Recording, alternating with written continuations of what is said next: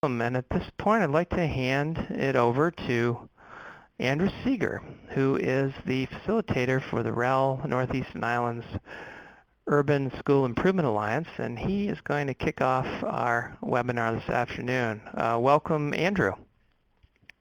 Thank you so much, Peter, and welcome to everybody to this initial bridge event. It's the first public event offered by the Urban School Improvement Alliance under the sponsorship of the Regional Educational Lab for the Northeastern Island. You'll hear more about the Alliance soon from one of the researchers on it, but its members have chosen this as really being a focus for research for the coming 5 years, and wanted to begin with understanding where the research is and where it might then go. So sorry, I just got a message. We're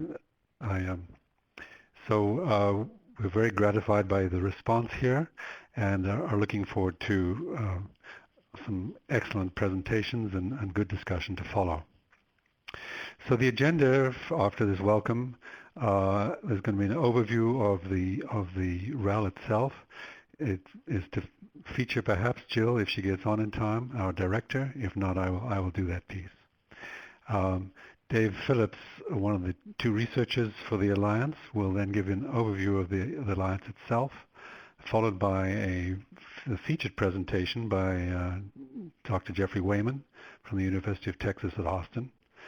There'll be an opportunity for questions and answers around his talk in particular.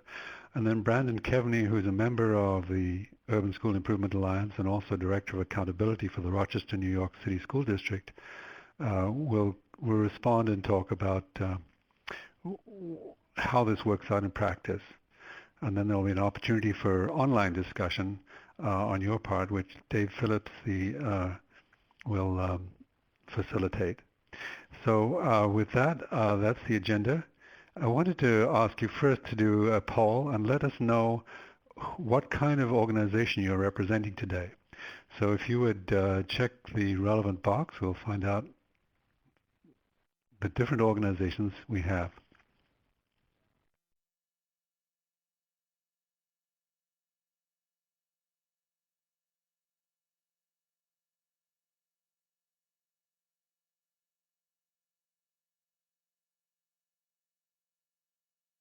As you can see, there's a pretty big mix with something in the range of 20% from districts, 10% from schools, 17% from state education agencies, some non-education nonprofits, and education service agencies. So really quite a mix of people here. So we hope that this conversation across different organizations and types of organizations and people and across different regions will benefit us all. So with that, we'll move on.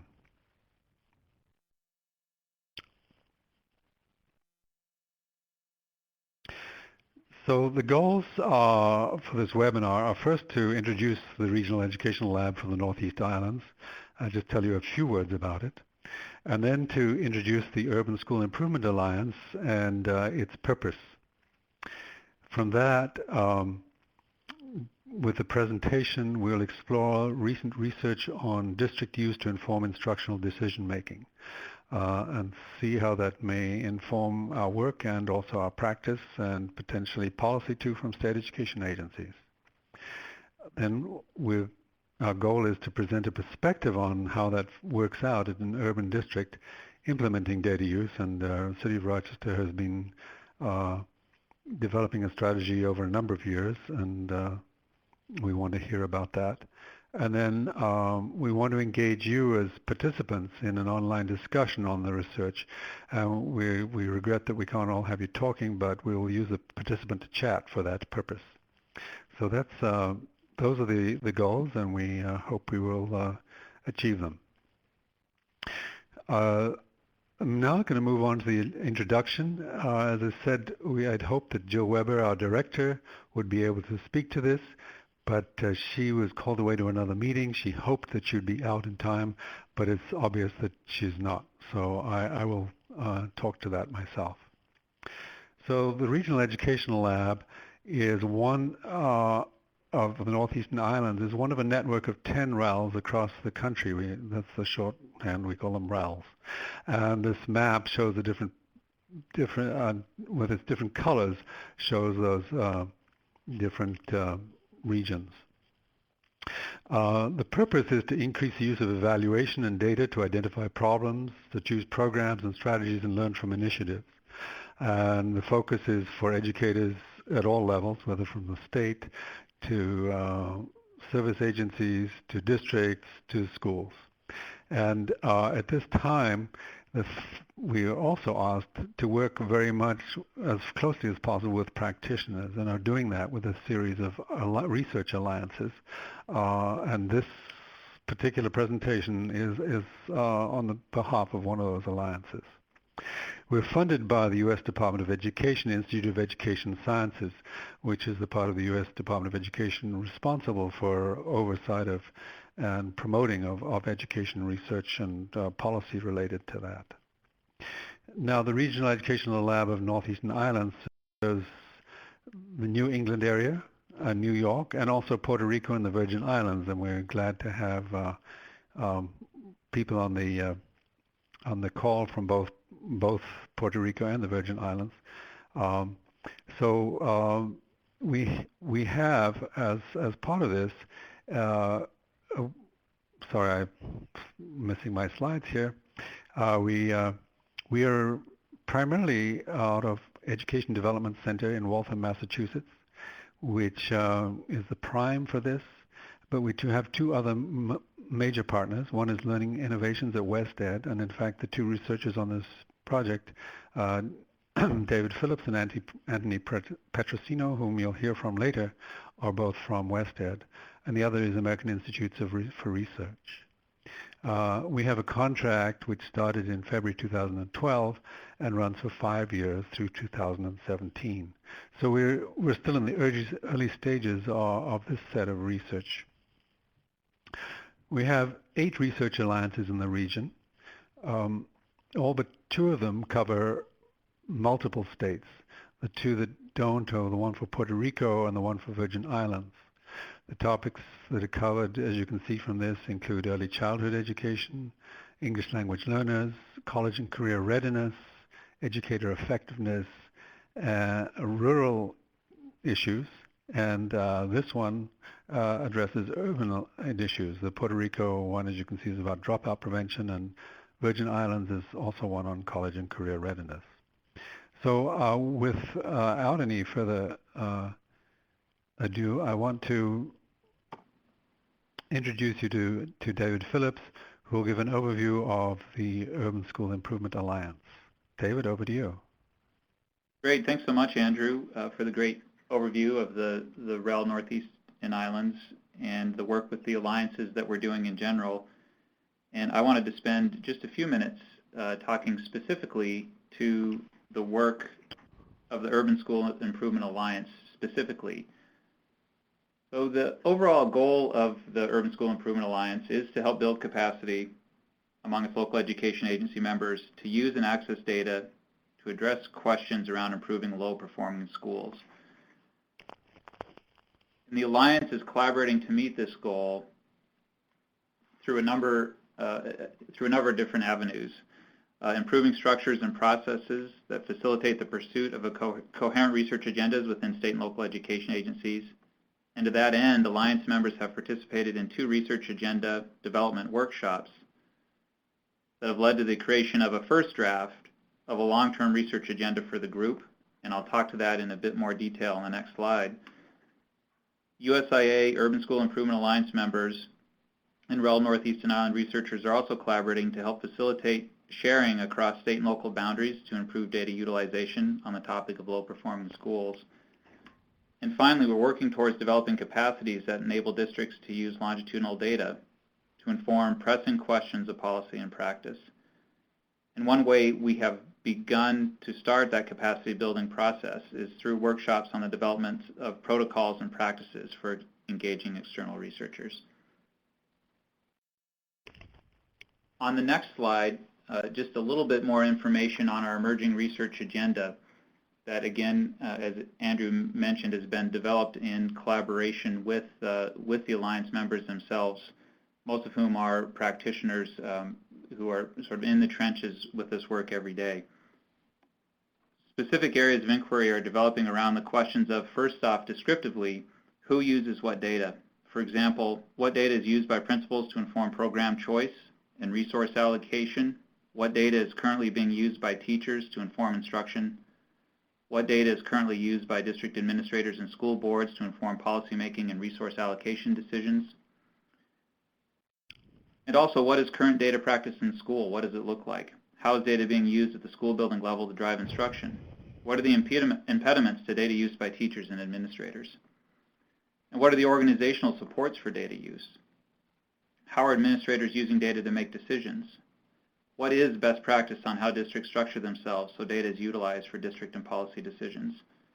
What are the essential organizational capacities that must be retained for effective use of data to inform policy and practice? And finally, on the front end of our research agenda are what are the skill building activities needed for effective data use? How are staff skill levels developed to make meaning of what's available at all levels in a district organization? What support and structures are necessary? And then through some of this descriptive research that we are thinking about on this research agenda, for the first couple of years, we hope to move into some actual correlational looks at potential relationships between structures, data use, and ultimately student achievement. So these are just a handful of questions of interest the group is beginning to gel around. We expect that the research agenda will continue to develop over time, reflecting the needs of the Alliance in an ever-evolving policy context. And Andrew will talk to this again at the conclusion of our webinar today, but I also wanted to mention some additional information is available on the Urban School Improvement Alliance website. And the links are available both in the participant chat as well as on the slide. From the site, if you are interested, you may sign up for the REL Northeast Islands newsletter that includes research announcements and event announcements around possible areas of interest. And this is not just for the Urban School Improvement Alliance, but there's a number of categories of interest that folks can sign up for to receive additional information on REL work. You may also contact Andrew Seeger, Anthony Petrosino, or myself with questions regarding the Alliance in general, or if you work in the REL Northeast Islands region with inquiries about involving yourself or your organization in the Alliance or its research going forward. So that's a brief summary of the work of the Urban School Improvement Alliance, and thank you for the opportunity to speak with you today. And I'm now going to turn this presentation back over to Andrew Seeger, who will be introducing our esteemed speaker, Dr. Jeffery Wayman. Thanks, David. So I'm going to introduce both of our speakers. Jeff Wayman, he suggested to us specifically by another member of our Alliance Planning Group, David Weinberger, who's on this session today. And he suggested that we follow up with Jeff, and we're very glad we did so. Jeff Wayman is an assistant professor at the Department of Educational Administration, as you heard, at the University of Texas at Austin. His research focuses on the effective use of data for school improvement, including efficient structures for creating data-informed school districts, the software that delivers student data to educators, effective leadership for data use, and systemic supports that enable widespread teacher use of student data. Dr. Wayman's current research is a 3-year study funded by the Spencer Foundation titled The DataInformed District, Implementation and Effects of a District-Wide Data Initiative. And we're going to learn a lot about that today. In this project, Dr. Wayman and his research team are working with 3 districts to help them become data-informed.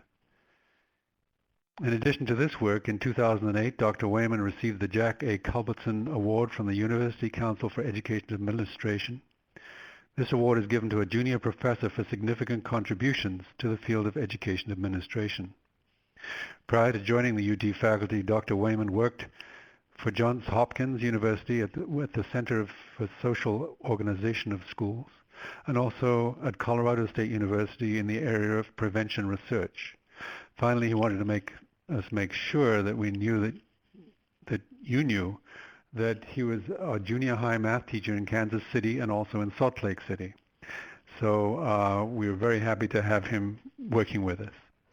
Brandon Kevney is Director of Accountability at Rochester City School District in Rochester, New York. As a member of the district's Office of Accountability, Brandon contributes to the team by coordinating the reporting of data to the New York State Education Department, monitoring district and school performance, leading research projects about student performance, and working on various district-based analyses. Prior to working in the Office of Accountability, Dr. Kevney worked for the State University of New York College at Brockport in the Education and Human Development Department, where he taught methodology and research methods and instructional practice.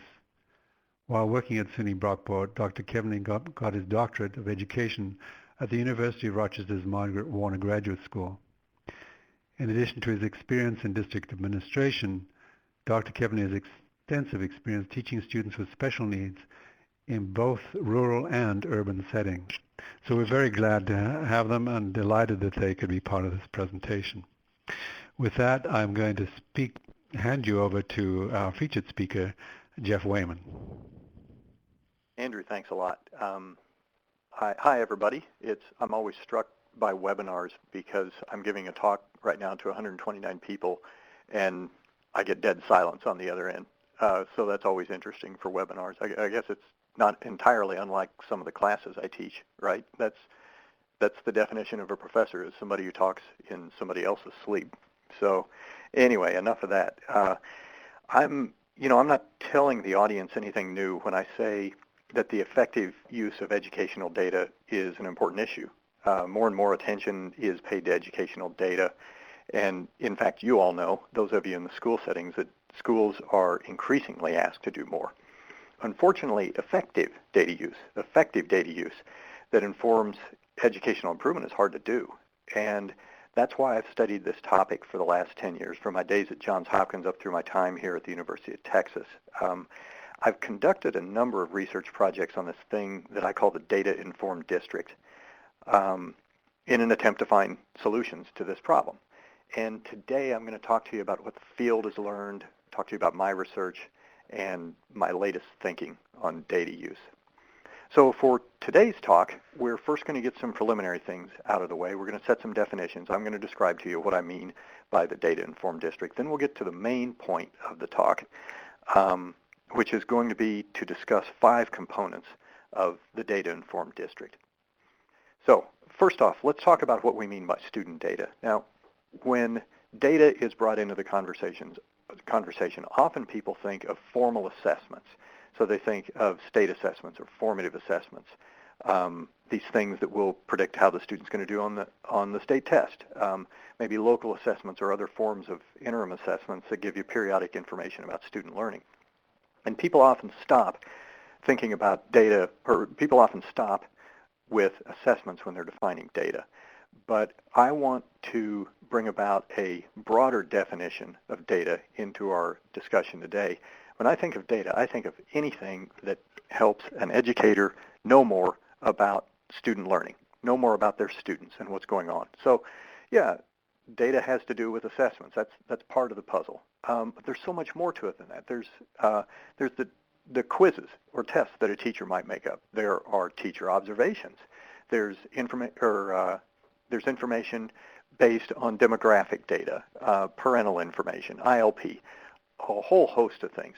Anything that helps an educator know more about their students' learning is data in my book. So that's what we mean by data.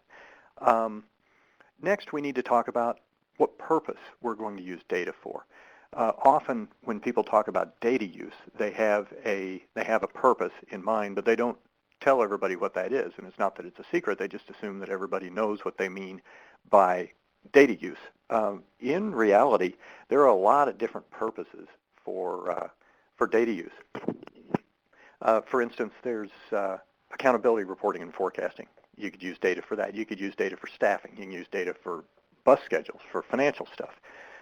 You can sort students, group them. You can use data on an hourly basis if you want to look at their student learning needs.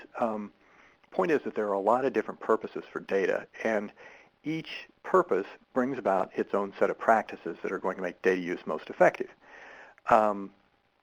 Today, we're going to focus on the purpose of data for instructional improvement. So when we ask data use for what, we mean instructional improvement. Now I want to talk to you a little bit about the DataInformed District. So as Andrew mentioned, I'm an old junior high teacher. I taught junior high math, if that's not already really clear. To be honest with you, when I was a teacher, my view of the district was that the thing they could do the most to help me was leave me alone. And I know a lot of teachers believe that too. When I started researching this data use stuff, I came to learn very quickly that although my interest was really in how teachers can use this best, that teachers were going to be able to use data best when they were supported by the district and when the district was set up in a way to where the entire district was a learning organization. So I started thinking about and pressing on this thing that I call the DataInformed District. And the idea behind the DataInformed District is that data use shouldn't be something just that this teacher or that this pocket of teachers or that this school does, that it should be something that goes throughout the district. And it should be done in a way to where the entire district, everybody in the district, their practice gets better. So the kids learn more.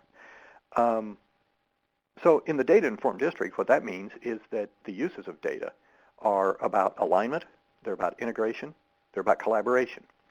In the DataInformed District, data are used in the course of everyday work, not in addition to everyday work. So I'm not interested in data use that causes teachers or principals or central office workers to have to run off during their lunch period and do this, or to have to run off on a Saturday afternoon and meet with the rest of their team about this. We use information in our everyday lives throughout the course of what we're doing, and that's how I want to see data happen in the DataInformed District.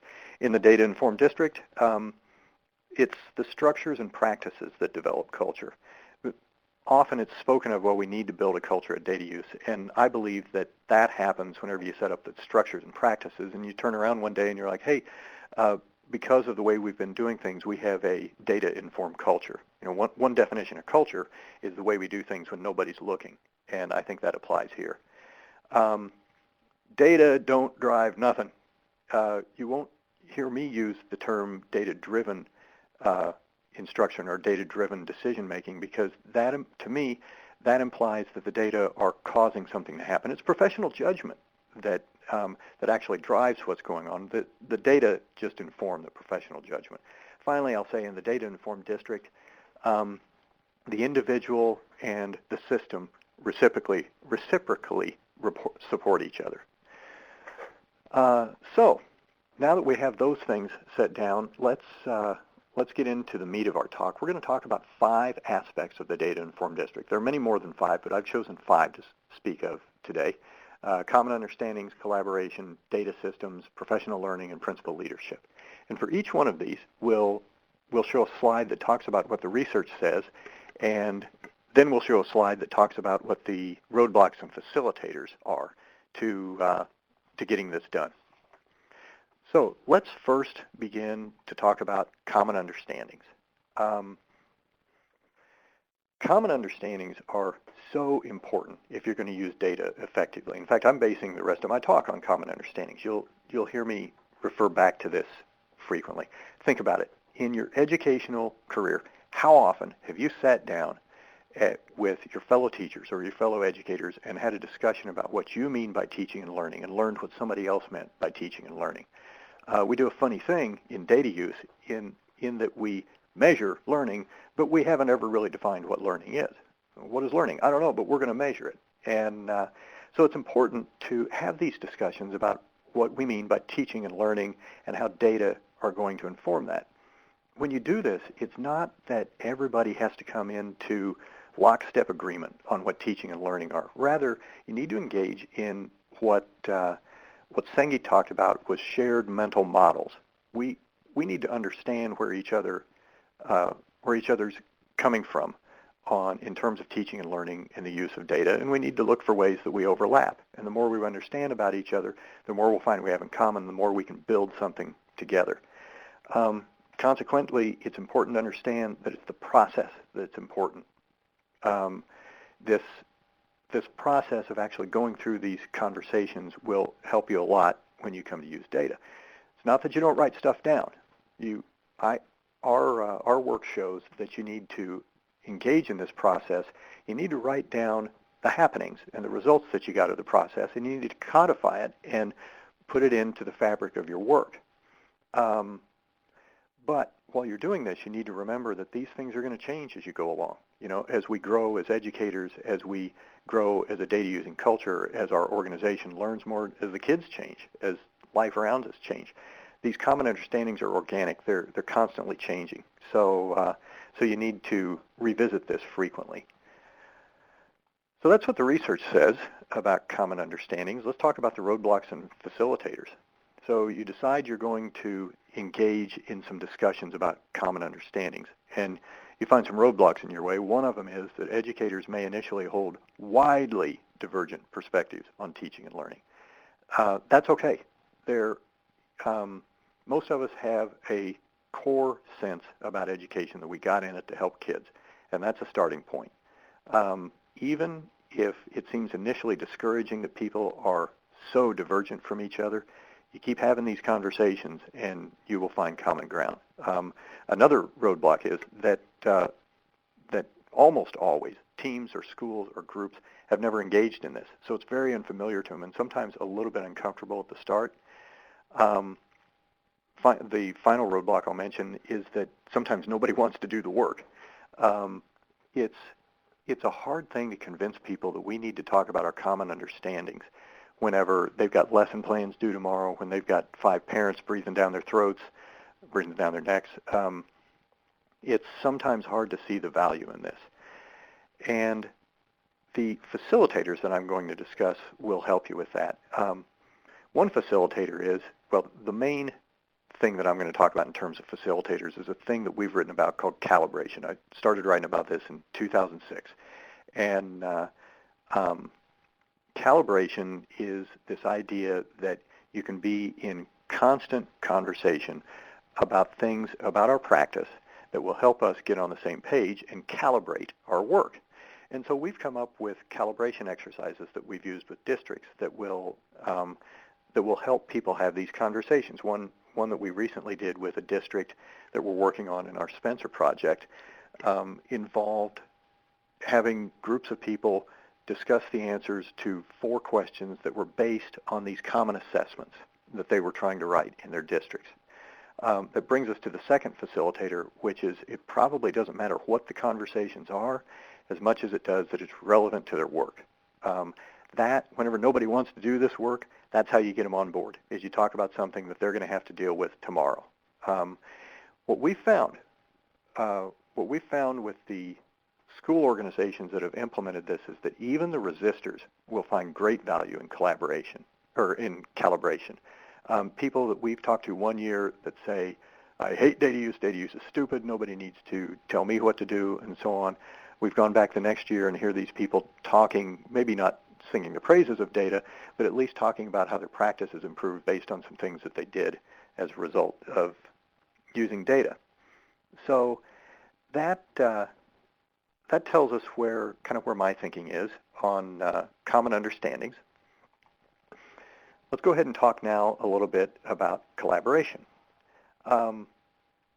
Collaboration is an interesting thing because the final bullet that you have there says the collaboration is the lifeblood of school data use, and I really believe that. It's interesting because education is such an autonomous profession, right? You know, when I was teaching and the bell rang at 8:10 and I closed the door, it was just the kids and I.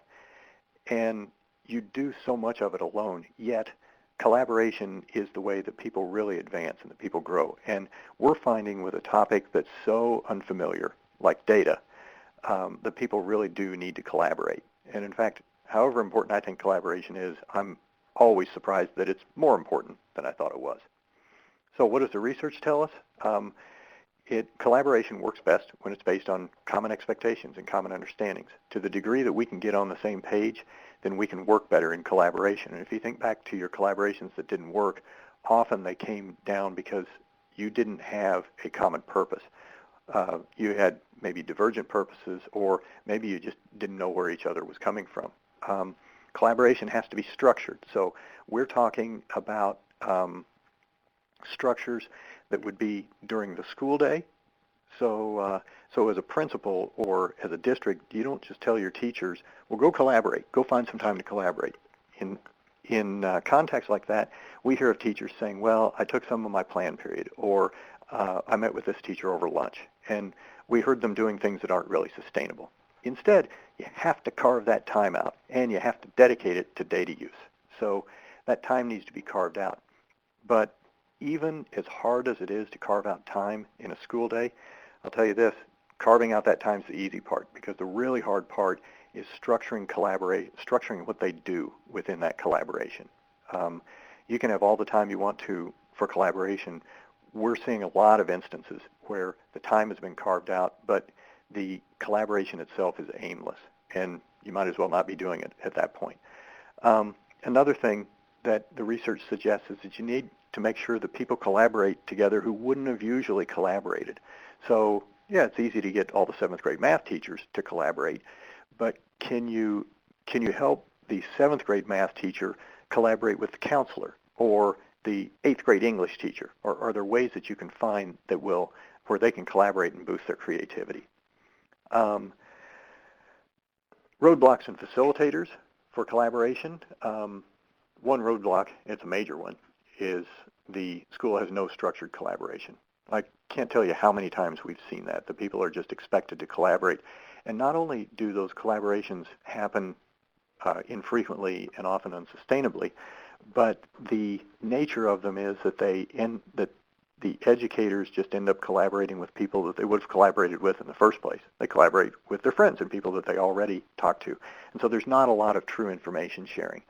As I mentioned, collaborative time can be aimless. I spoke to someone recently where their district instituted late starts during the school year periodically, but there was no direction on what would happen once those late starts happened. So they had their hour for late start, and they were expected to get together, and people were grading papers and talking about the students and doing other things which were useful.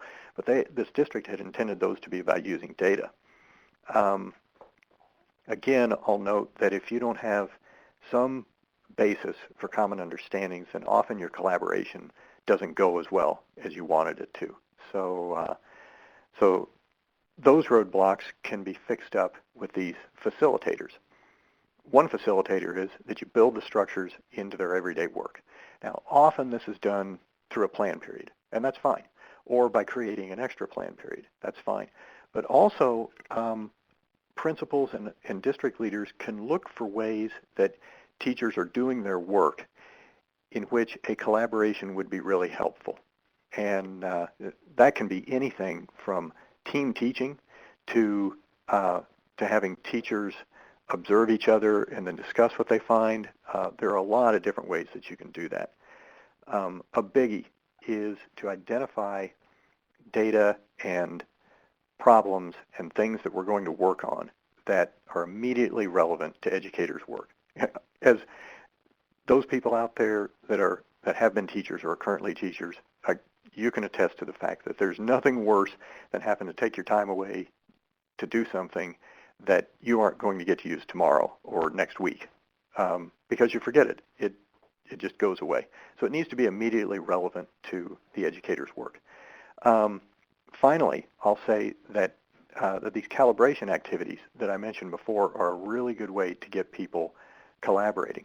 It probably doesn't matter exactly what they collaborate about around data. It matters that they're working together and sharing data with each other and best of all, having discussions about what they think the data means for their practice. And if you can get them talking about what the data means for their practice and about teaching and learning, then you're in pretty good shape. So let's move on to data systems. My gosh, I could probably do an hour on these two slides. So I'll try to cut this down into a reasonable amount of time.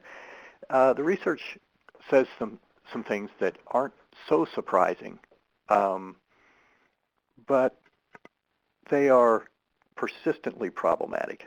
And so there's still things that we need to solve. The research says that everybody should have access to a comprehensive store of data, and it should be integrated, and it should be available right when you want it. I had a district administrator say one time that the data ought to be like a fountain drink. You ought to just go up and get what you want.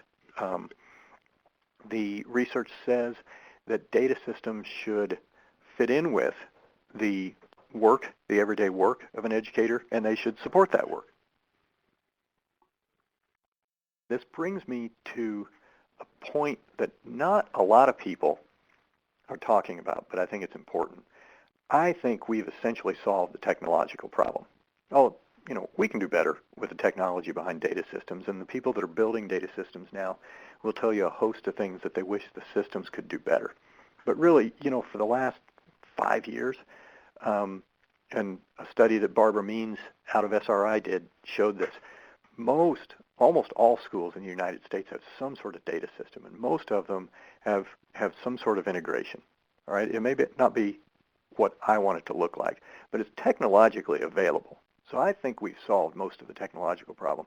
I think the problem we haven't solved is the human part. That is, if we put a perfectly technologically advanced data system in a school, it still may not be used well, because there are so many other things that go along with the technology that you have to have going on in a school to make sure that this gets used. In fact, these other 4 components that I'm talking about are quite a bit of it. One of the things that we found in our research, there's some really good data about it in Vincent Cho's dissertation, is that educators make sense of their data systems based on their notions about data. We've got some really good data that is going to be published soon that shows that even with 2 exactly identical data systems, the ideas and definitions that a teacher has about what data are and what data should be used for are going to drive what they see in that system. So I think that data use are for this and this and this. You think that data and data use is for this and this and this, and we have the exact same systems. We're going to view those systems differently. We're going to find different things in there, and we're going to define those systems differently. So that's one example of the human part that we have to take care of, and nobody's paying any attention to people's notions about data. Finally, I'll say that the training for system use, I think, is misguided, and almost all across the board I think it's misguided, because what I see continually is when a data system is rolled out, the training is on how to use the data system. Here are the features of the data system. Here's how you would use the data system. That's not what matters. What we need to train on is the data themselves. Here is a set of data that you can use to inform your practice and educate your kids better. Here are the properties of those data. Here's what you can do with them. Here's what you can't do with them. Once you find these results, here are the types of changes you might make in your practice. And oh, by the way, here is a tool, a data system that might help you do that. Let me show you 2 or 3 things that will help you access these data better. So my attitude is you don't train on the system. You train on the data use and train on the data themselves. So let's talk about some roadblocks and facilitators. The roadblocks are pretty common. You guys probably could have listed these all on your own, that the system doesn't have what the educators want. We have all encountered that, where we roll out a nice new system, and the thing we hear so much is, wow, this system's great. It's better than what we had, but boy, I wish it had this. I really wanted it to do this. I should say that often that's because districts buy data systems without finding out how their people use data. And so essentially, they, rather than having some of these calibration exercises and finding out, what we mean by teaching and learning in our district, districts will buy a system and get done with it and say, okay, what will this system let us do? Instead of saying, okay, what do we need a system to do and tailoring it to that. The data system often isn't user-friendly. In fact, sometimes it's user-hostile. You ought to be able to sit down at any data system and have even the most novice technology person understand what's going on with it. Here's a big one, is the data system takes too much time. Educators have a short fuse for this stuff because they have been told for the last 50 years that technology is going to change their lives. And educators, we have another study that showed how educators couch this in terms of their risk or their time that they're going to have to take to do this. And it's the same thing as any of us would do. I'll learn this. I'll invest some time in it if I know it's going to help. If I'm not 100% sure it's going to help, then I may not want to invest much time in it. So facilitators, some of them are pretty obvious. Integrated data systems are critical. You need a one-stop shop where somebody can sit down and use the system. It may have 50 systems underlying it, but people need to be able to get all the data that they want connected with just a few clicks and not a million passwords. User-friendly systems. We're still working on that. There's been some good work done in user-friendly systems, but now with Web 2.0 and social networking and all that, much of this has changed.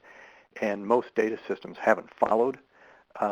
So the definition of user-friendly is probably different than it was even 2 or 3 years ago. Finally, I'll say that this is that data systems have to be centered around the work of the educator. People that build data systems need to understand what work the educator does so that we can support it, not that the work is tailored to the data system. So let's move on to professional learning. Professional learning is to me, one of the most interesting areas of data use right now because it's so perpendicular right now to what teachers want and need. JoBeth Jimerson did a dissertation, and we showed in that dissertation that teachers were very clear on what they needed from professional learning, and it lined up exactly with the research. The people delivering the professional learning in the districts also listed those components that it needed to be, yet what was actually delivered was the complete opposite. So, teachers and the deliverers said, yeah, it needs to be small, it needs to be relevant, it needs to be coherent, it needs to be something that they can use soon, and so on. Yet, what were they getting, and what do they continue to get?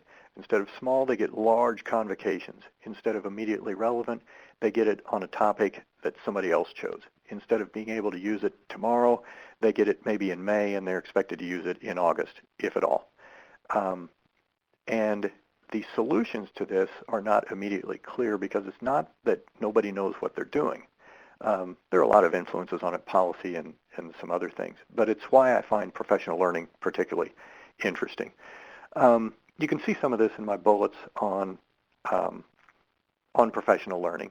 The professional learning that we give, as I said, must be immediately useful, but most of it isn't. We know that professional learning is most effective when it's delivered in small settings. Again, most of it isn't. Here's something that not a lot of people are doing, but it's really, really useful, is to deliver professional learning during collaborative time. These collaborations that I was talking about earlier that not only can be used to discuss, some of our meanings about teaching and learning and be able to springboard us to issues of practice, that's a good time to engage in professional learning. And in doing so, I've come to the conclusion that we need to quit worrying about trying to create experts on data use. Instead, we need to be trying to create expertise. Don't worry about experts. Think about the ways teachers connect with each other. A teacher in a school, when they need to know something about how to deliver this social studies lesson or this particular unit on fractions, they don't call up the person at the district who knows everything there is to know about teaching. There aren't just a set of 3 or 4 or 10 experts that they call up. You walk down the hall. You walk into the teacher's lounge. You go find somebody else who may have that nugget of expertise. And that's the way teachers work, is they seek out pieces of expertise in all sorts of different colleagues. And so we're really focusing on this idea of expertise instead of experts. It helps build capacity. It helps build teacher capacity to do this stuff. If everybody is capable of providing this, it goes to something that I've thought about before, which is the idea of learning groups. You know, who's in my learning group? Who do I turn to when I need to know things? And that changes depending on the topic. So you need a lot of different areas of expertise. Finally, I'll say that this article that we currently have under revision, Jo Beth Jimerson and I, talks about the reciprocal nature of professional learning among individuals, collectives, and organizations. So I, as a teacher, my teacher group, and the school all feed into each other as far as professional learning goes. So let's talk about some roadblocks and facilitators. Some of the roadblocks are really obvious, and many of you are living these roadblocks. The time lag between learning and application is critical. One of our districts trained on their data system, which I kind of ground my teeth about, but they trained on their data system in May and then wondered why nobody knew how to log on to it in August. The time lag was killer. You talk about your summer learning loss for students. It happens for teachers also.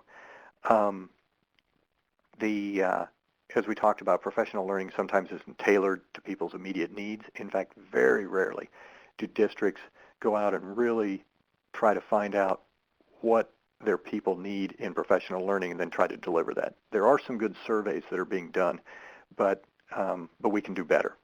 And one of the other roadblocks that we didn't talk about is sometimes it takes extra time to do professional learning. You know, that you have to go get it during the summer or over a weekend or so on. Facilitators that can solve that is perhaps the simplest thing. You identify content that can be used tomorrow. Every piece of work that we've done with our districts has been based on what we learned about their needs. And we sat down and said, okay, what did they tell us what's the fire that they got to put out tomorrow? And we said, how about we work with you on this? And you can do that with your educators also. Everybody is going to be more interested in something they can use tomorrow. As I mentioned, you need to develop expertise throughout the district. So instead of trying to develop experts, although experts may be helpful, look to build capacity in each and every person for something. Everybody can be a go-to person for something, whether you define that formally or whether your capacity building is done well enough that you can just turn your people loose.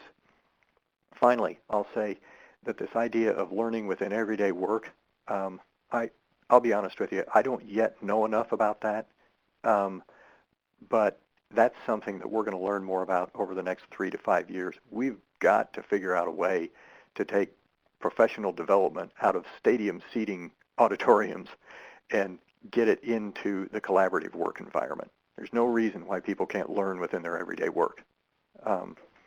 So let's talk about our final element here, which is principal leadership. Okay, here's the truth. Data use lives and dies in the principal's office. Now, as I've mentioned, I'm most interested in teachers doing this, and I do believe that any data initiative will fail if it doesn't look to involve all the teachers, because that's the way that you're going to get it embedded into the culture.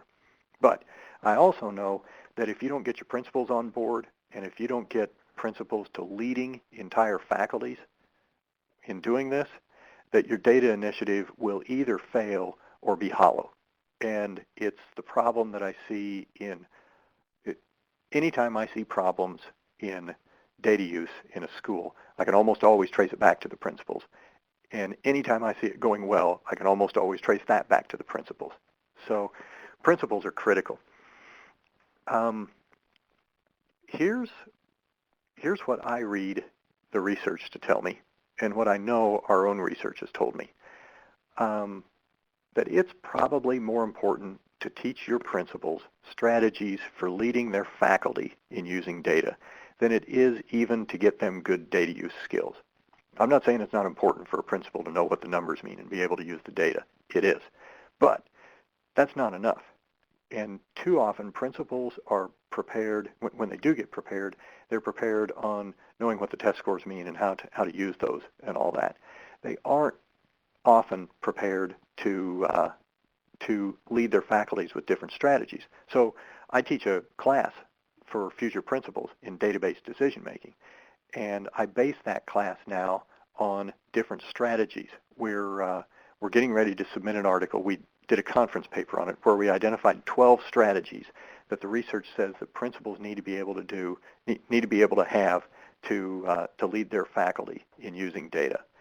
I listed a few of them here, such as focusing on the larger context, facilitating collaboration, and all these things. You guys can read those. What we've done in this article and what I do in this class is we go into each strategy and say, okay, how could this help the principal? How can the principal employ this? And so on. The thing is, it probably, in any given situation, there probably isn't one right strategy that principal would absolutely need. It probably doesn't matter what they work on, just that they work on something, because our data show that principals are typically employing maybe 1, 2, or 3 of these, maybe, and that's in a good context. This research was born out of the nth recommendation that I gave a district, which is you've got to train your principals more. And they'd say, well, what are you talking about? Well, I'd say, you need more leadership strategies. Well, what types of leadership strategies? And we'd say, oh, it's like facilitating collaboration or structuring time or goal setting, and then ... We'd trail off. So we wrote this article so that I could hand this to them and say, here's what I'm talking about, and here's the research behind it, and here's what our data show us. And I can tell you that our data have shown me that that most principals are not employing many leadership strategies. So let's talk about roadblocks and facilitators for principal leadership. One roadblock is that the principal is disengaged. We see this a lot, that the principal is hoping that data use will happen through somebody else, and often that's the case. Sometimes this is delegated, but sometimes the principal is completely disengaged from their faculty about their data use. Other times, we've seen principals focus almost entirely on state tests. Now, I get that. Not doing well on state tests can get you fired, and so I totally get that. But your job isn't just to do well on state tests. It's to teach kids. State tests are a piece of that, and they are an important piece, and they are something you should focus on in today's world. It just can't be the only thing. And so it's a roadblock when all the principal cares about is state tests. Care about teaching and learning, care about the state tests, and it will all happen together. Another roadblock is that sometimes the principal style is not collaborative but top-down. Now, I can imagine, and I guess I have seen a couple of times where a top-down style did work well, but I've seen many more styles for leading faculty that were collaborative, where the principal sat with a team and worked with them on this, either as a participant or as a leader in many different roles. So those are the roadblocks. Facilitators, the number one facilitator is for the district to admit they got a problem. And I have found, I'm not sure I've ever seen a district address this as intensely as I would want them to. Any district we've ever worked with, we've given that recommendation that essentially says your principals are sorely lacking these skills. It's not their fault, but you got to teach them more of these skills. And no district has undertaken it that I've worked with. So I think that's one facilitator, is to admit that your principals need help and do it kindly. This is not the principal's fault. You don't get many classes on how to do this stuff. Unless you have the misfortune of taking my class, you may never have a class on this. We don't prepare principals well for this, is what I'm saying. So you're probably going to need to do it at the district level. Another facilitator is that you roll up your sleeves, you get into it, and you say, we're going to teach you the skills that you need, but we're going to make you learn at least one every year. Mandate that they pick up on one of these. Work with them. One of the things about data use that strikes me, whether it's professional learning, principal preparation, or any of this, is that we tell our teachers that they need to meet their kids where they are. But we rarely do that for our educators. Meet the principals where they are. Find out what skill they want to work on and work on it with them. But don't flood them. Pick one and mandate it. Finally, I'll say that principals are human beings. They only have 24 hours in their day, and hopefully they're sleeping and eating and showering and playing with their kids and going to ball games and doing things that make a healthy, rounded person. So keep their data responsibilities workable. What I see that has typically happened is that districts went to principals and went, I know you're already working 9 billion hours a week, but here's this data stuff. See that it happens. And principals, like anybody else, have to make choices. So help them make good choices. So that's what I had to say to you all. I'd be excited to engage with any of you on this in further conversation. There are all sorts of ways to find me here. You saw my email address and my two URLs for websites on the first slide. One of the things I want to draw attention to is this Facebook page that I started a couple of months ago. It's the lowest link there. Not the lowest link, it's the one on the bottom. And that's a place where we're having discussions about this stuff. I post things every now and then. Other people post things. I just had a lady from the Netherlands post about a conference that she's at in Spain and had some really interesting points about data use. So there's a lot of learning going on over there. I invite you to participate in that. Any publications that I have out, anything I've written, is on my data use page there. So not the Facebook page, but the edadmin page. So you can go find anything that I've written there. And if you have questions, email me. So with that, I will turn it back over to our REL people. And thank you very much for listening. Well, thanks a lot, Jeff. This is Anthony Petrosino. I'm a researcher that works on the USIA. Really appreciated that presentation, and there's certainly a lot of great reaction from the audience. And we wanted to have a little bit of time here for some clarifying questions, and quite a few came in while you were speaking, Jeff, so I'm going to pose these to you. And feel free, folks in the audience that would like to ask any other questions, we'll either get to them now or we'll certainly get back to you if, either later in the webinar or offline. But one of the frequent questions that came up, Jeff, was if you had good examples of calibrating activities. Yeah, I've got a couple of them that kind of highlight it. One of them is one that we drew from Doug Reeves's work. Doug Reeves talks about an adult science fair where the teachers work on a problem, and then some sort of problem to do with their practice, and then they present it to other teachers. They, in some cases, actually put up posters like you would at a science fair, and people walk around and see it. We've envisioned that sort of thing happening for data use. Maybe in a school, we're all working on some common problem, and teams of teachers maybe discuss how they would solve this problem, come up with a little presentation, and get these conversations going with each other. That can be a calibration activity, because in order to solve these problems, you've got to talk about teaching and learning and data use. Another example, I can say a little more about the one that we did with our district. We pulled in this district, we pulled in principals and 2 to 3 person teams that the principals brought with them. And we said, okay, you guys are working on these common assessments. You're wanting to build common assessments across your district.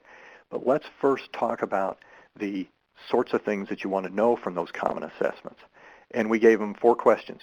Question 1, I think it was something along the lines of what sorts of things are important for your students to know. Talk about 10 minutes about that, and they wrote their results on sticky poster paper. Question number 2 was something on the order of, okay, how would you know that when you saw it? You want your students to learn these things. How are you going to know that when you see it? And they imagined ways that they could assess that. And it really brought out some good information. Besides the fact that they got to talking to each other about teaching and learning, some of the suggestions we got were just phenomenal stuff that we or the district people wouldn't have thought of. So those are a couple of examples that might be helpful. I hope that was helpful to the people who are asking those questions. That's great, Jeff. And there's been quite a few links to your publications, and do those also cover this in more detail? Yes and no. The Adult Science Fair, I think we wrote about that in a 2006 publication called collaborative data teams. The most recent thing that I talked about that we worked with our districts, we only did that recently, and I haven't yet written about that. But if people want to access my my reports and writings that have DataInformed District in the title, you will get bits and pieces of this calibration stuff. One of the things I want to produce from this project is an article that is solely about calibration. Well, that would be very helpful. I could see that people are looking for ways to apply what you're talking about in their districts and schools. And one question that came up was, how do we teach principals data literacy on the job? If you could, had any suggestions for that. Yeah, it's a good question. One thing that I'll say is that if we're going to think about data literacy, we've got to define it up front, what we mean by data literacy. And in April, I was at a conference where we spent 2 days trying to define data literacy. And it's harder than you think, not because people can't come up with a definition, but because there's so many definitions.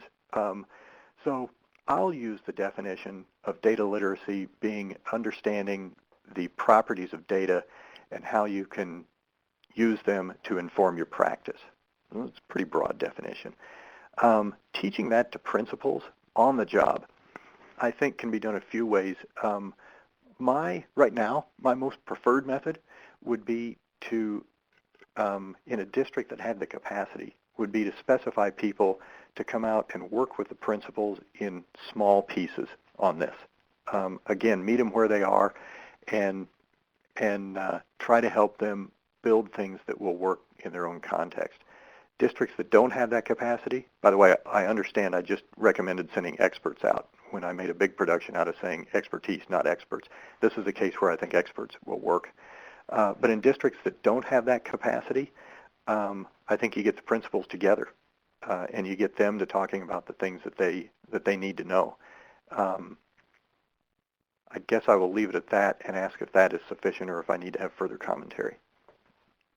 No, I think that's very good, Jeff. And to clarify, another question that came in under calibration is that would a calibration activity does it fall under inquiry teams whereby groups of teachers are addressing an issue and the culmination of that inquiry is to present their findings? Yeah, that's a great example. As I conceive of this calibration thing, it can happen in almost any activity. Anything that you have that would foster discussion, that would make us think about and share, what we need to know about teaching and learning and how we're going to affect our practice, that can happen in all of those things. So inquiry teams are a great place to have this happen.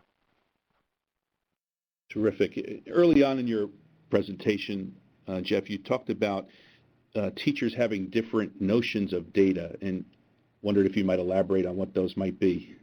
Yeah, that's pretty interesting. When we first started researching this stuff, when we first started doing district-wide interviews, I'd say for probably 3 or 4 years, we heard a large chorus of data, don't tell me anything I don't already know. I don't need this, and so on. We have seen a gradual shift in the way teachers talk about this, partly because they've become more accustomed to it and that teachers have begun to see ways that data can help their practice. They still often don't like it because they think there are other things that can help them more, but they speak of it differently now. Another reason is that district messages about data have become clearer. So to answer your question, an example of different notions that teachers might have about data could be data are to be used for state test purposes. Data are things that data are pieces of information that I can pull out of anywhere. Data involve only the state test scores and the predictive assessments that tell me about the state test scores. I define data as any piece of information that will inform my learning. All of these things can be a wide range of the notions that they have about data, but often we're finding that they are molded by the message the district sends out. I'll give you a couple of examples. We have 2 districts that we worked with. One of them was a very, very high achieving district. The other was a mid to low achieving district. The mid to low achieving district made no bones about it. Data in our district are going to be about test scores. We are going to improve test scores. Now we're going to improve teaching and learning, and it's going to reflect on the test scores, but they are about test scores. In the really high achieving district, the message from the district wasn't so clear, but the attitude was, well, data are about test scores. Interestingly, in the low achieving district, they use data a lot because they're like, well, we got to get our test scores up, and we're going to try to improve our teaching based on this. So they use data a lot under this message that data was about test scores. The other district with the same definition, data are about test scores, and our kids all pass the state test, so we don't need to use data. Different manifestations based on the same narrow definition of data, but you would work with those much, much differently. I know that this was kind of a long-winded answer, but I'll close it by saying that if I were working with a district, one of the things I would try to do would be to work with the teachers in a reciprocal way on building notions about what data are and try to get something in common across our district about what data are and how we're going to be using them. Thanks for that, Jeff. And this is probably a little bit of another complex question, but what would you say are the components of good integrated data systems? Tell me more about what you mean, please, by components. Elements or the characteristics of, you had mentioned in one of your 5 characteristics of the DataInformed District was about data systems, and it had the bullet about integrated data systems, and the question that came in was what does that actually mean? Mm-hmm. Okay. Yeah. In its most basic sense, it means that systems talk to each other. Early on, probably 5-8 years ago, when I would go out and see systems, I'd see a district that had a whole bunch of different systems: a special education system, a student information system that handled attendance and all this, a grade book, a system that only had the state test scores, a system that had the predictive tests that they gave, a system like Renaissance Learning or something that gave STAR tests. And all these things would be separate. And a teacher or a principal would say, gosh, I just wish I could look at my kids' Renaissance Learning assessments and their NWEA assessments and their state test scores and find out if the kids who are absent too much are having trouble on these. They wanted to link all these up. So that sort of integration is just critical to be able to get these things to talk to each other. That's more common now than it was 5 years ago, but still, almost always I see the special ed system left out. You know, a district will say, yeah, we got this data warehouse, we can integrate everything. Where's special ed data? Oh, that's over here in this other system. We don't have that included. So that sort of integration is important. There's another form of integration that's a little more abstract, which is that that a system ought to be using consistent visual elements across the system. So it shouldn't be switching a lot from drop-down menus to links or ways that you ask of the data. That's very helpful, Jeff, and really appreciate that. There's obviously been quite a bit of chat discussion about the calibration and the exercises, and I think one comment that came up in the question was, what if you can't get commonality amongst the people that are meeting? Can a calibration exercise still take place? Oh yeah, absolutely. I'm in doing calibration, what we've seen is that you don't have to come to granular forms of commonality. It's the process. It's the discussions. You know, if Anthony and I have different ideas of what teaching and learning are, okay. You know, if we have different ideas that, you know, if we will never agree on exactly what teaching and learning are, that's perfectly fine. What isn't fine is if I don't understand what his perspectives are. And what isn't fine if he's working on a team with me and we're talking about teaching and learning in different ways and we never understood each other. Now, I believe or what I have seen is that there actually is more commonality than many educators would believe there is, because at the core of this, we all got into this because we wanted to help kids. So there's common thing number one. But I think it's important in doing calibration and in arriving at common understandings to recognize that every educator has their own agency. They've got their own autonomy. They have their own ideas of things. And we can't erase that. In fact, we have to build on that. I just think that we can, in fact, I know we can, build on it by having these discussions and finding where our differences overlap. There's an article on my website called Organizational Considerations in the DataInformed District, where we have a section called Common Understandings that talk in more detail about this. But I want to be clear. I think differences are important, and I think they're good, and I think it's the process that's important here. Great, Jeff. Really appreciate your responses, and thank you, everybody, for your questions, and we certainly haven't forgotten the ones that we didn't get to. But we do want to move on now, and I'll turn it back to Andrew as you get ready to facilitate the next part of the agenda. Take it away. So I now want to turn over to, thanks so much, Peter, to Brandon Keaveney, Director of Accountability at the Rochester City School District in Rochester, New York. He's, as I said before, a member of the Urban School Improvement Alliance, and we're very happy and pleased that he was able to take time and willing to take a time out of his very busy schedule to make this presentation. So, Brandon, I'll hand over to you. Thank you. It's a pleasure to be speaking with colleagues across the country about the data journey that has taken place here in Rochester, New York. I'm referring to our journey resides in the district's Office of Accountability. And the data vision and implementation that I had the honor to discuss with you today has been 10 years in the making and is based on the initiatives of a team consisting of many talented analysts. And one of the key things I must share is that a district must continue and build on the successes of the past and enhance rather than replace. And in that spirit, I really want to acknowledge the strong visionary leadership of two key individuals that have played a huge part in the journey, and that is Dr. Michael Chrisman and Dr. Jeanette Silvers, who have both been instrumental in what it is that I'm about to talk to you today. Just a little bit of information about the Rochester City School District from a data perspective. We are the largest district in the state of New York. We have approximately 30,000 students in 64 schools. 65% of our population is African American Black, 22% are Hispanic Latino, 10% are white, and 3% fall into the other racial ethnic categories.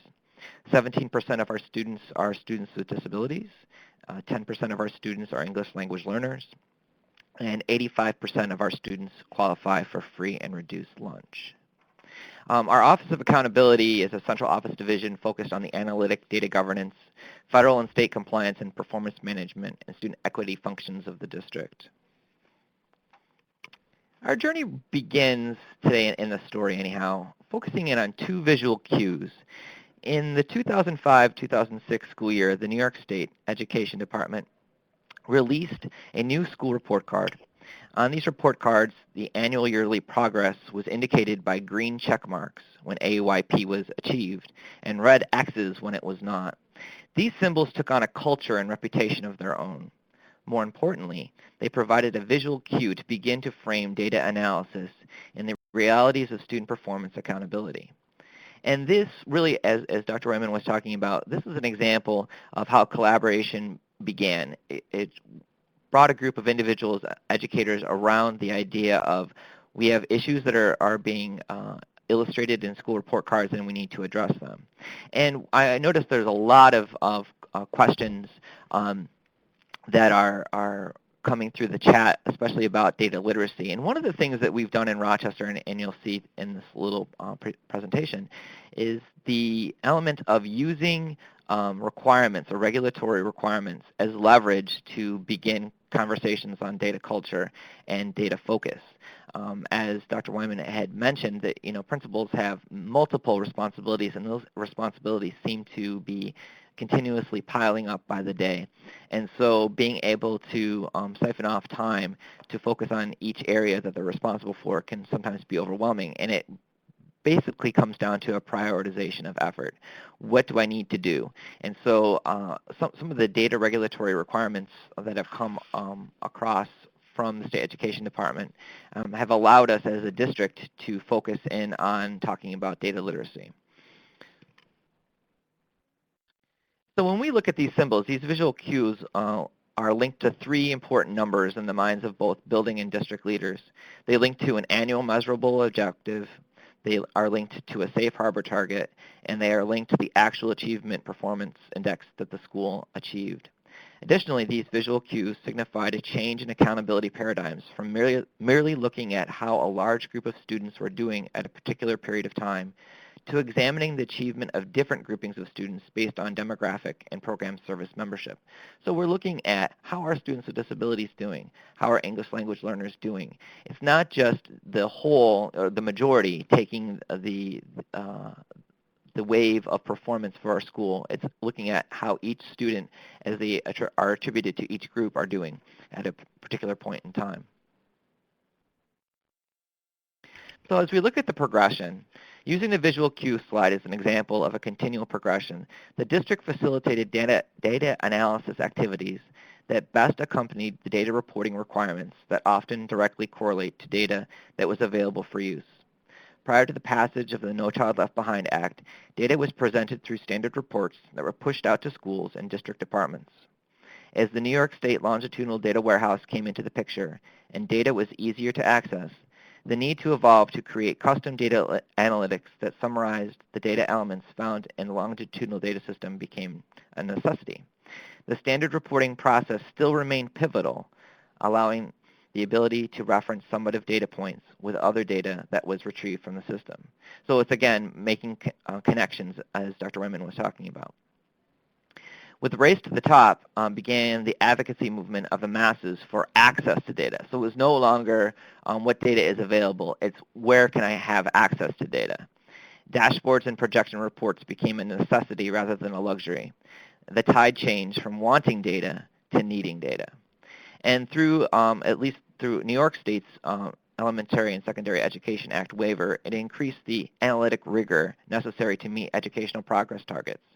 Data analytics now require inferential data analysis, looking at growth specific to teacher and student characteristics. And in that situation, you're relying on data sets not only at the local level, but from the state level as well. And there's a continuous focus here on how to best use analysts, the human capital component, the people who are working with you in your district to analyze data is what is going to put you over the top to moving the data agenda in your district, as Dr. Wayman was talking about. Technology is not simply the answer. It's the people who are behind it that are the most important. So to summarize this element, basically we, over the last 10 years, have moved from an information management paradigm to a knowledge management paradigm.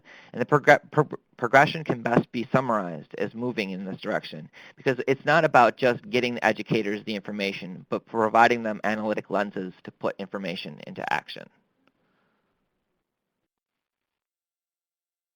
So given the ever-increasing volumes of data and questions that are constructed as they relate to these data points, it is crucial to have a strategic plan in place to align a district's research and analytic agenda. This strategic plan needs to clearly outline how you're going to focus on student achievement, how you're going to focus on teacher performance, how you're going to continuously nurture a data culture. And that data culture is going to be not about what data you want, but what is it that you need. And you have an element where compliance is driving performance, and as performance improves or additional lenses pertaining to performance are created, an additional element of compliance seems to add a layer onto that. So for example, one of the things that Rochester was one of the only large districts in the state that participated in the state's race to the top application process for reporting course teacher linkage data, which allowed them to submit to the federal government. And the interesting element is that as we participated in that process, It allowed us to see where we had gaps linking students to teachers to courses. But it also prepared us for what would then become an element of compliance where the state would require this and also require us to report to teachers student growth measures as they pertain to state assessments. So probably, finally, the biggest element here is the data tools that have evolved across the years. The first was probably around 2002, where the office began to publish data notebooks. And the technological infrastructure in the district wasn't at the point where we could push data out on a common network at that point in time. So these data notebooks were actually created in Excel and printed and provided to each building leader that contained all types of descriptive analysis. That included test scores, but it also included information about students with disabilities, English language learners, other demographic characteristics of the school. And then that moved into data folios as the evolution of computers allowed for the burning of CDs.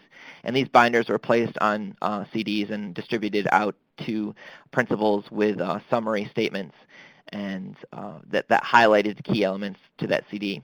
Once we had an intranet in the district, digital data notebooks were made available. So everything that were found in the printed version or what was put on CD was then placed onto a secure SharePoint site.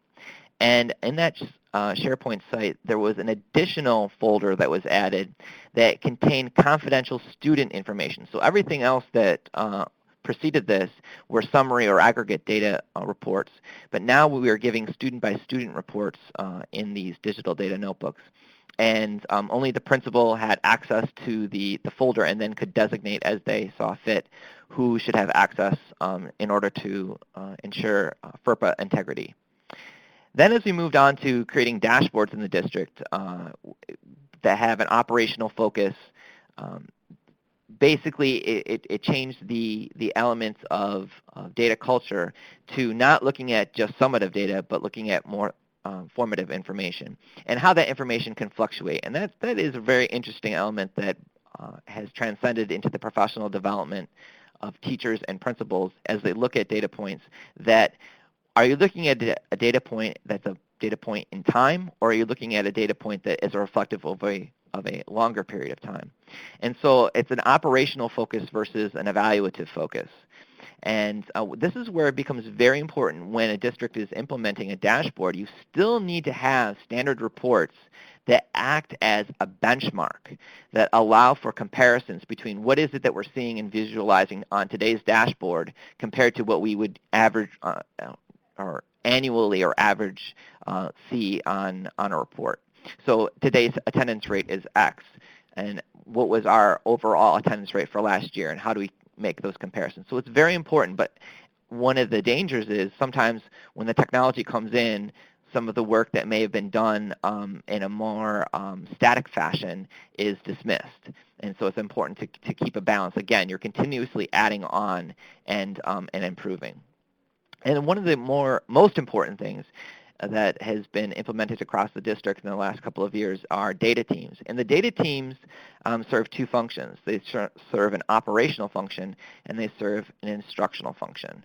And it started off where data teams were charged with the verification of data that was sent to the state education department. And through that mechanism, calibration activities began to talk about, okay, what are the state's requirements? What are the state's business rules? Okay, these are the students that we've reported. Let's take a look at their data. Have we captured this information correctly? One of the most interesting conversations that I think has occurred amongst data teams, especially in high schools, are for those students who have dropped out. And what happens is that as these data teams were formed, one of the first items on their agenda were to validate data that was reflective of their cohort that would be graduating that year. And in some situations, the people who were at the table had lists of students who had dropped out 4 years prior, and none of those individuals were in the school at that time. And so these questions came up to be, well, who is the student? Where did the student go? Why don't we have a record of where the student had gone? It brought a whole other dynamic to the accountability of keeping kids in school and following where kids are going. But the other thing that's even more important with data teams and moving from the operational, and that was the initial setup, is the instructional. So we have this data that's available. What are we going to do? Where is our point of focus going to be? And as Dr. Wayman was talking about for principals, having a topic that they will master each year, a school's data team needs to work collaboratively to define the goals that they want to focus on at any given time. And it's really important. I noticed a lot of the chats, correspondence that's going on talking about the importance of teacher buy-in. This is where on that data team you have teachers and you're talking about where do we want to begin using this data for instructional purposes above and beyond what's the regulatory requirements. And it's very interesting when teachers get a list comparing themselves to their peers and how that information is disseminated. It really needs to be done with integrity and with compassion so that it minimizes any type of anxiety that's going to come to that reporting or discussion. I mean, one of the things I think that anyone who's in education today is in a mindset where we all grew up by getting report cards. And those report cards that we got as kids, we got a summative report, and we had to take that report card and share it with our parents. And our parents looked at it and it's like, okay, so this is where you're at. And so oftentimes when we see any type of data that's attributed to ourselves today, we look at it in a summative fashion rather than in a formative fashion. And that in some way that misconception that it's summative is going to be to our disadvantage to have a discussion about improving. So that's one of the key things these data teams in building that culture, deciding where it is that you want to move in the instructional realm and drafting those questions. But also that team should also be in charge of the continuous validation and the implementation of best data practices. And I will stop there. Great, thanks so much, Brandon. This is Dave Phillips jumping in again, and I'll facilitate our next question and answer session here. And you all note there's, for those who are paying attention, that's a picture of Anthony Petrosino on the slide, and I'm glad they found one that looks much better than my own. So, but this is Dave talking. I think just I'll start with a couple of clarifying questions, or one clarifying question that came up, Brandon, and then while we are talking through that question, I would invite our audience members to think to and reflect on what you've heard today, both from Jeff and Brandon, and any additional clarifying questions you have or additional information that you'd like. With that said, Brandon, one question that came up in the chat was if you could talk to what is a dashboard in a little more detail about what it looks like and who all at the district and the schools has access to it, that'd be great. Sure. A dashboard is in the most simplest terms, a visualization of data that resides somewhere.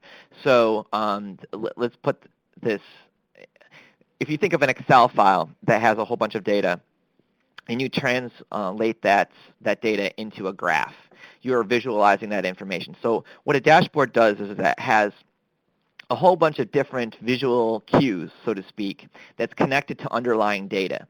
So it may be like attendance, for example. A dashboard just takes the underlying data that's in a student management system, pulls that information through a query, and then aggregates it and displays it in a visual fashion such that it's very easy to decipher what's going on. So it may be a meter that's telling you, all right, our attendance today is at the 85% mark. And if a district says that an 85% mark is an acceptable attendance range, it may be indicated with an arrow that's in a green zone. If it was lower than 85%, maybe it's in a yellow zone and then in a red zone. So it's a way to visualize data. So oftentimes you'll just see different types of bar graphs or or charts. One of the things that might be very interesting to add to the list of resources today is the President of the United States has his own dashboard for educational performance, and I know that's available online and anybody can see it. That may be a great example. But it's basically a conglomeration of all these different visual tools that have underlying data behind it, and it summarizes it for you such that you should be able to get a glimpse of the status of something very quickly, just like on your car dashboard. Right. Great. Thanks, Brandon. And kind of as a follow-up to that, is there a access to that for folks in the district as you're building that out? Does that go into the classroom or? Yes. So the way that we are, you have two different type of dashboards that are basically coming down the line. You have one that through our Race to the Top initiative with the State Education Department, they're pushing down a dashboard, and so everyone across the state of New York can have access to a dashboard system that way. I'm just going to speak specifically to Rochester's dashboard, and we have an Active Directory concept here in Rochester, so all of our staff has a sign-on, and in that Active Directory information, it identifies their role and identifies the level of data they should see. And so the dashboards that they would sign into are automatically configured to what their access to educational records are. So a teacher would log in, the system would recognize them as a teacher, their class list and information pertaining to their students would come up. For a principal, they would sign in, the system would recognize them as a principal, information about their building would come up. Superintendent signs in, recognize that they're the superintendent, and they would have access to data across the district. So it's based upon how that security role setting has been set up, and that's how that's been pushed out. So it started only with district users, then it was moved down to principals, and subsequently is being moved down for teachers to access. Great. Okay, thanks, Brandon. That's a great explanation of the dashboard, and I think how it's being used and how it sounds like it's being implemented, not just at the leadership level in the district, but all the way down into the classroom. And one question that's related that has come up is you talked quite a bit about the development of the data system over time and that progression. What things have you done to help with the buy-in of the implementation and rollout of that data system in your district? It has had a lot to do with our team going out and working with schools individually. So one of the there's a lot of activities that go on through the school improvement process that allow us to piggyback on and work with schools as they are drafting their improvement plans. So the school improvement process and the documentation that schools have to come up with is very data specific. And so oftentimes we would go out to schools, work with their school-based planning teams in the drafting of goals and where to access the data that they would need to continuously monitor. It's definitely a continuous customer service approach, and oftentimes, we'll help field questions and provide custom analysis. We, on average, get between 1,000 and 2,000 unique requests for analysis a year, and that's generally within the district. Great. Okay. Thanks, Brandon. And Jeff, would you have any follow-ups to that, just in your experience with your work in the districts in terms of data dashboards and finding buy-in for their use? Well, I think, I'm reminded of something that somebody told me 20 years ago when I was working as a statistician, and I was talking about ways to help support our organization's users, that they told me it's always about software. And so I think it's just critically important to put interesting software and useful software in front of the user. that said, Brandon's done a good job of describing what a dashboard is and the sorts of things that they have in Rochester's dashboard. I'll just add to that with a look to the future that I think it's really going to be interesting to find out what we can learn about how often and how varied we can push things out to people. You know, when I get on Amazon, I buy a book, and immediately it says, oh, other people that bought this book also bought this. Sometimes that's helpful, sometimes it's not. They're learning this with targeted ads. You know, that if you've done these particular searches on the web, then they're going to give you a certain amount of ads. And I'm interested to see what we can do with education about that. In fact, I would like to see us be able to connect users. You know, if I sit down in front of my dashboard and look at these types of data, I would love it if it popped up and said, hey, these groups or these users or whatever have also investigated that. Maybe you want to connect with them and talk to them about what they found. Great. Thanks, Jeff. And this is, I think, an interesting follow-up that might be interesting for both of you to talk to is the question, I think it relates a little bit to resources and also, although we're the Urban School Improvement Alliance, I know many of our participants today are from districts that would probably not qualify as urban, more towards the rural end. And both in rural and urban districts, there can be a challenge with actually having the robust systems in place. And would you be able to talk to, I think, data use in an instance where that might be the case, where they're still in the development stage in terms of getting the data systems online? Yeah, I saw that question come through, and I think it's an important one because, you know, the stuff that Brandon's talking about is really state-of-the-art, and my little description of what the future might look like is futuristic. But the truth is that there are districts that just don't have this sort of technology. And to those folks and to the questioner, I would say, don't let it be a barrier. Yes, your district might not have been able to provide you this great comprehensive data system, but you can still do a lot with Excel. You can still do a lot with Microsoft Access. You'd be surprised at how many things you can link with those easily available data sets and keep plugging. I mean, you know, we can have all the technology we want, but there's a certain element of truth to the statement that if you can't do this with pencil and paper, you couldn't do it with technology anyway. So I say keep pressing on, put what you can together. One of the things that I hope for in the future is that the vendors will figure out some way to be able to service these districts that aren't able to provide them the large cash cow that some of these larger districts want to. I mean, I grew up in a rural area, and I guarantee you my school district isn't served well by one of these systems because it's not in a vendor's interest to serve them. You know, you don't make enough money off that. I don't fault the vendors for that. I just hope we can find a solution to the problem. Yeah, the only thing I would add, if I were sitting in a rural district, 'cause this would be my recommendation. Number one, depending on what state you're in, like New York State, for example, is a race to the top state and has invested a considerable amount of money into rolling out a statewide dashboard platform that will include all school districts regardless of size.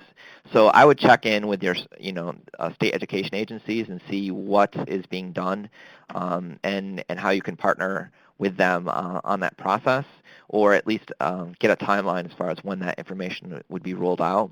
Other thing is, to complement Jeff's suggestion is, a lot of the technology that we have on our computers we can use to create reports and begin a process. And another thing that's helpful with that is if you have any higher educational institutions in your area, reach out to them, whether it be their economics department, whether it be their education departments. There are people who are looking for projects, and they may help you as far as a resource to begin to build a foundation for an analytic platform or what have you. The other thing is that connecting with other districts, and one of the things that in Rochester, we're always open to talking to any district about things and recognizing that the resource elements are different for everybody. But the interesting thing that I found is that no matter what district a person is in, if they are excited about data, they'll find other people who are excited about data, and there's a synergy that comes from that. So, I'll follow up on that real quick. Brandon, I'm really glad that you mentioned the state data systems. I'd forgotten about that. He's right. There are a handful of states that have stuff that's really usable. Probably, if you're in one of those states, you already know about it. But you can look into it. As he mentioned, New York, Arkansas has got a really good program going. Oregon, there are a few states that have that. There are a lot more states that are working on it. So even if you don't have access to one right now, keep your ear to the ground, and they may be able to do you some good. Great. Thanks both for great comments. Great comments there. I'm not currently seeing additional questions from the chat, but I will give a few more minutes to again invite participants to ask any last questions they'd like regarding how what you've heard today might apply to improvement in your own district, any questions you might have about future research in this direction. And while we will wait for just any additional questions, in the meantime, for Jeffrey and Brandon both, I would ask, what would you recommend for those enrolled as policy and decision makers in their organizations that are on the phone today who would be interested in taking a next step of more effectively utilizing data to inform instruction? What would be that first next step that you might recommend?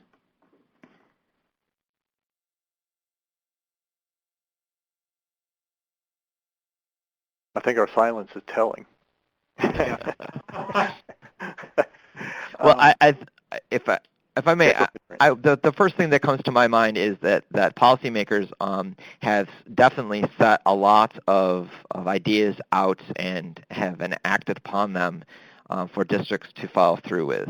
I think the next step policymakers need to do is to circle back now. And they need to see how their policies have affected districts. I mean, there's definitely an element of data drowning in certain ways, especially when you come to every piece of data that a school principal is accountable for.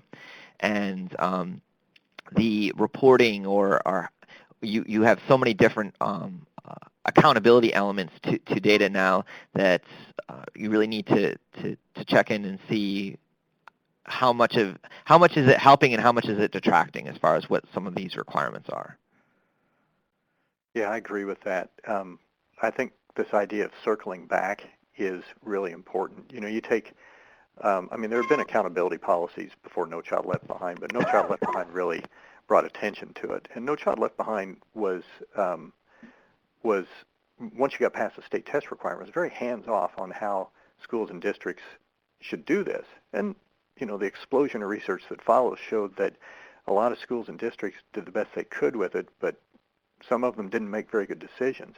And I think there's enough research on this now for policymakers to be able to circle back, like Brandon said, and figure out some ways that they can put in supports for this stuff. I'm hopeful that the policy environment doesn't continue with the direction of that one number is going to tell us everything about a kid's learning, and that if we can go back to what we know is true, which is that multiple measures, triangulation, looking at the whole kid, are important, and we can write that into policy. Like Brandon says, I just hope they circle back. Great.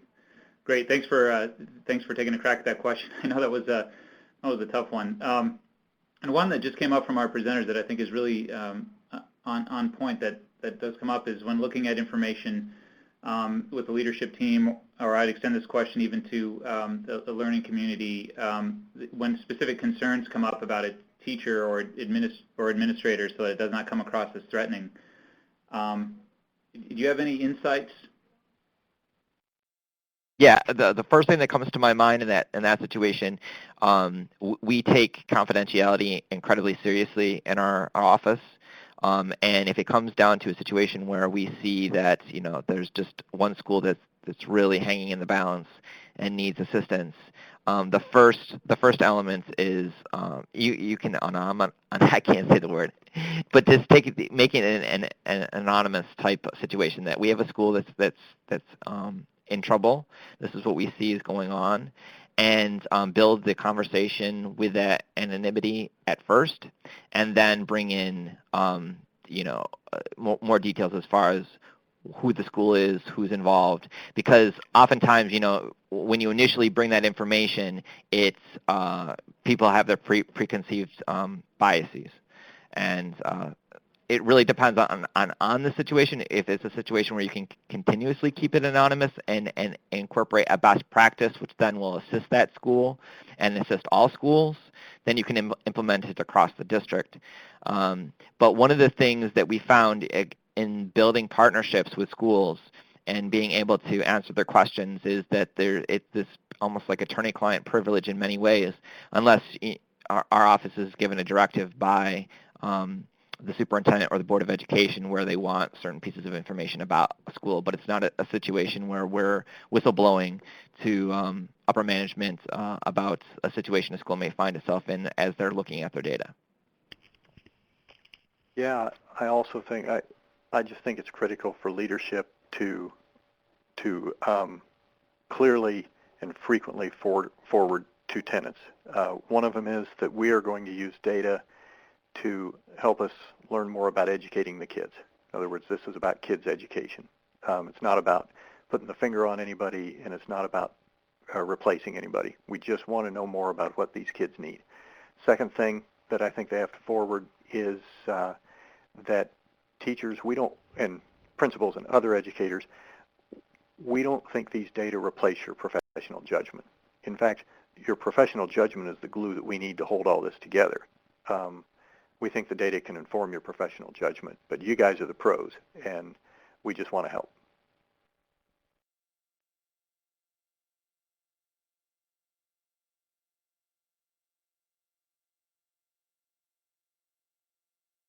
Have we lost you, David? Thank you. Just found my mute button. Apologies for that. And thank you, Jeff. And Brandon, again, for those questions. Is there any other questions that you would like to ask each other, questions or comments for each other, before we turn it back over to Andrew to wrap up for today? I don't. I want to say publicly I really enjoyed Brandon's presentation, and I'm glad he's doing that work there in Rochester. Ditto. I've enjoyed hearing more about the framework that you presented, and it was quite enjoyable for me as well. Yeah, I also want to say thanks to the participants. I've done some of these webinars before, and this was really, this was good. The participants out there put in a lot of good questions and interacted well. I really enjoyed this, and I learned a lot out of it. So thank you to all the participants, too. A nice job to the REL people and the USIA people for putting this on. Really professionally done. So Okay. thank you sorry. Go ahead, Andrew. Go ahead. So thank you, Dave, for managing that discussion. And thank you both, Jeff and Brandon, for all the information you brought to this. You may have noticed, Jeff, somebody wants to come and study with you. I'll take one it. of the other, sorry? That's great. We'll take them all. Okay. One of the things I wanted to mention is this resource guide that might be useful. Jeff Wayman is one of the co-authors. It's available off the web if you want to. Just Google using student achievement data to support instructional decision making, and you can download it as a PDF. It was financed by the people who financed this REL and in fact this webinar. So if you want to follow up, that's one resource. And I know that there were links to some of Jeff Wayman's material as well, published articles, and so that's another place to go in addition. thanks to you all, and I want to reinforce that please take the survey. You'll see at the bottom, either by clicking on the link right on the screen, or clicking on the link down below. It says right below this screen, which says take the survey. We want to have your feedback. It's important to us and to our longevity. We appreciate your time. We look forward to hearing from you if you want to follow up with us. And we're part of a nascent group which looks to expand and develop a body of research. So until next time, we will sign off. Thank you, Andrew. And this is, I want to thank our presenters and our production team today. The technical producer was Chantel Darrow. The audio producer was Shanna Russ. And I'm Peter Orn, the dissemination manager here at the REL Northeast Islands. Thanks for joining in. All the registrants for today's session will receive an email in a few days with a link to the webinar archive and any kind of Q&A that we weren't able to get to in this session. Thanks, and have a great afternoon. Bye-bye.